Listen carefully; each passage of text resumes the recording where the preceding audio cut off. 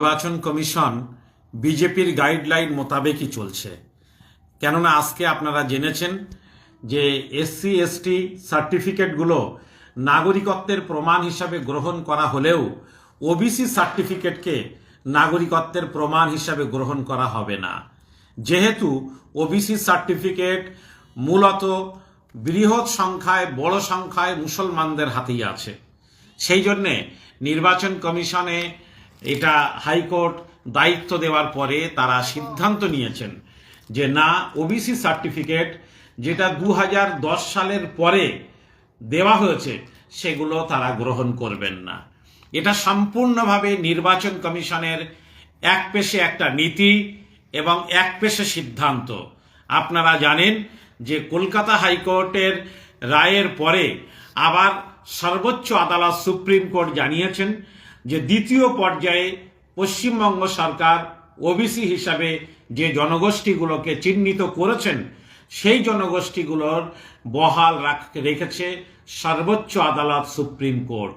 তাহলে আজকের সুপ্রিম কোর্টের সর্বশেষ সিদ্ধান্তকে উপেক্ষা করে রাজ্য মুখ্য নির্বাচনী আধিকারিক কিভাবে তিনি বলতে পারেন যে ওবিসি সার্টিফিকেটগুলো যা 2010 সালের পরে ইস্যু করা হয়েছে বা দেওয়া হয়েছে, প্রদান করা হয়েছে, সেগুলো নাগরিকত্বের প্রমাণ হিসাবে গ্রহণ করা হবে না। এর মধ্য দিয়েই বোঝা যাচ্ছে যে মুখ্য নির্বাচনী আধিকারিক কেন্দ্রীয় জাতীয় নির্বাচন কমিশনের নির্দেশ মোতাবেক, অঙ্গুলি হিলন মোতাবেক তারা মুসলমানদেরকে হেনস্থা করার পথেই কিন্তু চলছে। আমি শুনে অবাক হয়েছি, আমাদের রাজ্যের একজন দায়িত্বশীল ব্যক্তি জানিয়েছেন যে তার স্ত্রীর পাসপোর্ট আছে, তা সত্ত্বেও পাসপোর্টকে নাগরিকত্বের প্রমাণ হিসাবে গ্রহণ না করে তাকে আবার ফোন করে বলা হচ্ছে যে আপনি পৌরসভা থেকে কাউন্সিলরের নিকট থেকে একটি রেসিডেন্সিয়াল সার্টিফিকেট আমাদের কাছে জমা দিন। এভাবে মুসলমানদের পাসপোর্টকে পর্যন্ত যে ইগনোর করার সিদ্ধান্ত, হিম্মত, এটা যে নির্বাচন কমিশন দেখায়, অবশ্যই বোঝা যায় যে সেই নির্বাচন কমিশন নিরপেক্ষতা হারিয়েছে। সেই নির্বাচন কমিশন সংবিধানের কাছে যে দায়বদ্ধ, সেই দায়বদ্ধতার যে সুতো সেটা অনেকটা লম্বা হয়ে গিয়েছে, অনেকটা ঢিলে হয়ে গিয়েছে। নির্বাচন কমিশন আমরা জানি যে একটি সাংবিধানিক সংস্থা। তার কাছে হিন্দু না মুসলমান, শিখ না ইসাই, কেউ তার কাছে বড় নয়। তার কাছে বড় হচ্ছে ভারতবর্ষের সংবিধান। তিনি প্রত্যেকটি নাগরিককে সুষ্ঠুভাবে নির্বাচন কমিশনের যে গাইডলাইন সেই মোতাবেক ভোটার তালিকা তিনি বানাবেন, তৈরি করবেন। আমরা দেখেছি যে খসড়া ভোটার তালিকা তৈরি করতে গিয়েও 10 হাল হয়েছে নির্বাচন কমিশন। জীবিত মানুষদেরকেও মৃত হিসাবে চিহ্নিত করা হয়েছে এই খসড়া ভোটার তালিকায়।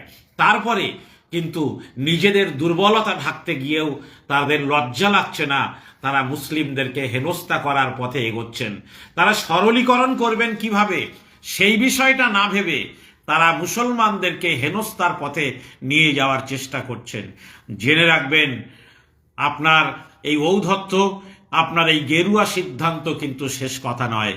আপনার উপরে আদালত, উচ্চ আদালত আছে, হাইকোর্ট, এবং তার উপরে সর্বোচ্চ আদালত আছে সুপ্রিম কোর্ট। তা সেই পর্যন্তও কিন্তু প্রয়োজনে আমাদের যেতে হবে। যারা যারা বিভিন্নভাবে নির্বাচন কমিশনের প্রতিনিধি, অর্থাৎ বিএলও বা ব্লক স্তরের যারা আধিকারিক, জেলা স্তরের যারা আধিকারিক, রাজ্য স্তরের যারা আধিকারিক, তাদের কাছে যারা যারা হেনস্থার শিকার হচ্ছেন, আমরা দেখেছি অবজারভারের নামে যে তাদেরকে দেওয়া পাঠানো হয়েছে, যারা বিরুদ্ধ মানুষকেও পর্যন্ত হেনস্থা করছেন। তাই আজকে দেশের নাগরিকদের ভোটে যিনি নির্বাচিত হয়েছেন, তার কাছে নাগরিকদের স্বার্থ বড় নয়, তার কাছে হচ্ছে যে যারা তাদেরকে ভোট দেন তারাই তাদের কাছে মূল হাতিয়ার। যারা বিজেপির সমর্থক তাদেরকে ভোটার তালিকায় স্থান দিয়ে, যারা বিজেপির সমর্থক নয় তাদেরকে ভোটার তালিকা থেকে নাম বাদ দেওয়ার একটা গভীর চক্রান্ত চলছে।